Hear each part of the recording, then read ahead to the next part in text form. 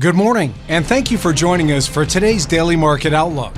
Joining me today is Emily from our trading room to tell us more about the recent developments. Emily?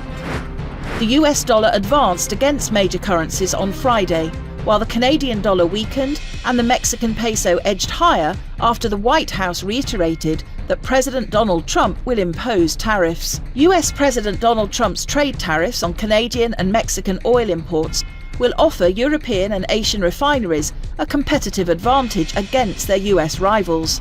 Trump ordered 25% tariffs on Canadian and Mexican imports and 10% on goods from China starting on Tuesday. Gold prices surpassed the key $2,800 mark for the first time on Friday, fueled by a rush to safety following US President Donald Trump's tariff threats, which heightened concerns about global economic growth and inflationary pressures.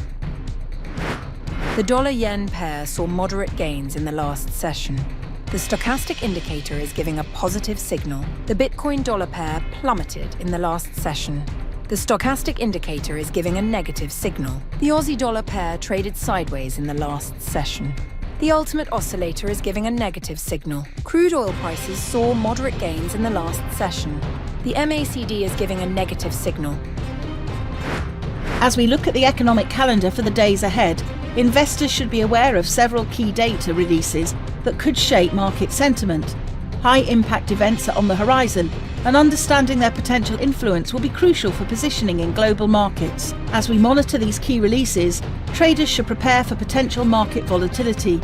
Keeping an eye on these data points will help stay ahead of any significant moves in the days ahead.